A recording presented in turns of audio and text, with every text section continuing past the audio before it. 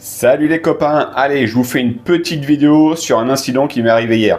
C'est pas le type de vidéo que j'avais prévu de vous donner, mais néanmoins un rétexte ça peut être toujours intéressant.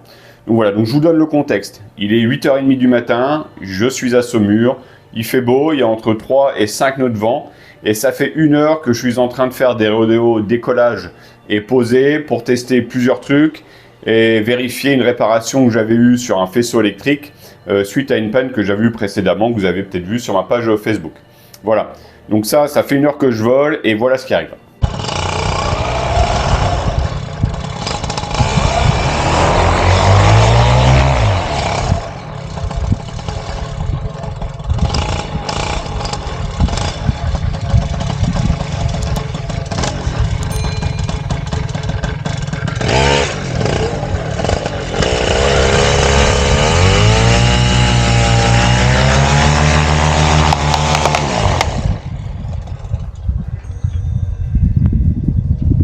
Alors qu'est-ce qui se passe? Je décolle et au moment du décollage, vous entendez sur la vidéo, j'entends un truc qui tape sur l'hélice. Immédiatement, je coupe les gaz, je coupe le moteur, je viens de poser et constatation. Je constate que j'ai un bout d'hélice qui est abîmé, que sur un seul côté. Bon, je suspecte quoi? Initialement, je me dis une suspente, c'est pas possible, j'étais en vol, il n'y a pas de raison qu'il y ait une suspente qui soit dans l'hélice. Donc je regarde autour de moi, qu'est-ce qui aurait pu taper l'hélice. Bon, il s'avère que j'ai la sangle qui va de mon parachute de secours, de mon harnais à mon parachute de secours, qui semble être plus lâche que d'habitude. Bon bah voilà, immédiatement je suspecte et je découvre que la sangle de mon parachute de secours a tapé l'hélice. Donc dans les faits, ça vient bien d'une négligence de ma part. Comment c'est arrivé? Il y a quelques semaines, vous l'avez peut-être vu en vidéo, j'ai replié mon secours, donc j'ai refait la fixation, etc. Et j'ai attaché les sangles sur mon harnais. Il s'avère que j'avais déjà identifié que cette sangle, elle était un petit peu lâche, enfin elle se baladait, mais j'avais pas de crainte particulière parce qu'elle passait pas le filet. Mais je sentais que cette sangle, bon, il y aura peut-être un truc à faire, peut-être l'attacher pour éviter que ça se balade plus que ça. Mais je ne m'étais pas inquiété plus que ça, puisque ça faisait des années que j'avais ce système et que jusqu'à là, j'avais eu aucun problème. Alors je pense que le fait de faire du déco, du posé, déco, posé, c'est-à-dire vibrer, marcher, etc., sauter avec le paramoteur, a fait vibrer et avec le vent, a fait aussi délover tranquillement la sangle qui est dans le parachute, directement dans le pod du parachute. Je vous ai mis quelques photos. Et il s'avère que cette sangle cédée au vent est passée à travers l'espace qui est libre entre le filet et entre le châssis.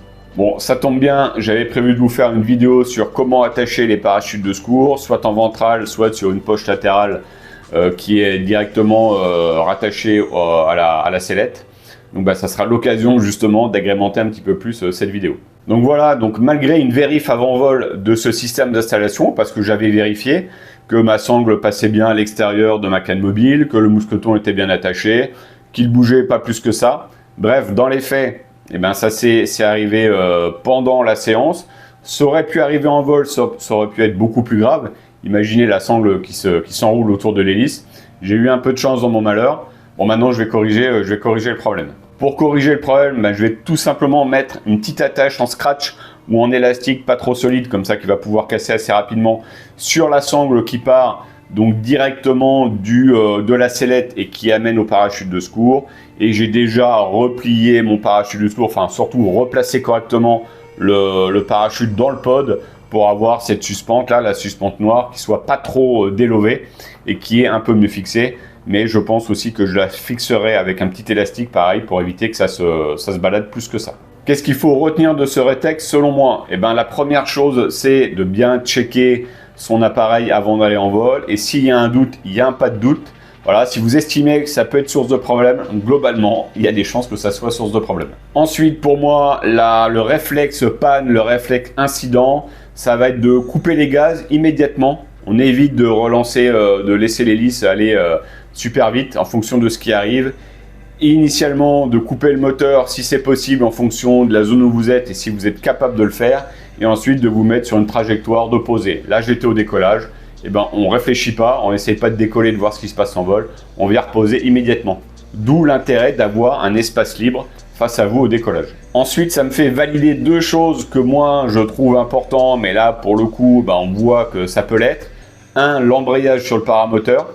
Si vous coupez juste les gaz, mais que l'hélice tourne toujours, et imaginez que la sangle se soit enroulée dedans, et ben en fait ça continue à s'enrouler.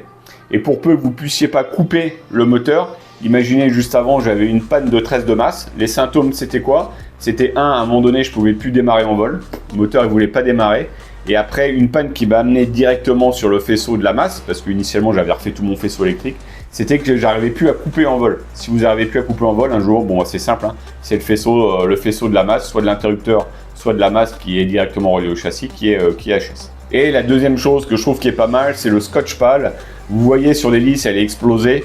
Néanmoins, le scotch a permis de limiter soit les dégâts, soit évite qu'un morceau entier de la pale parte. Et après, ce morceau, il peut aller dans la voie, je sais pas où, dans le casque, on peut tout imaginer. Ça peut ne pas être grave. Mais en tout cas, le scotch pal, c'est comme une petite protection de pale. Ça coûte pas cher, ça change pas les performances de l'hélice pour protéger la pale. Ensuite, évidemment, Retex, on sera vigilant à chaque fois qu'on change la config de son paramoteur.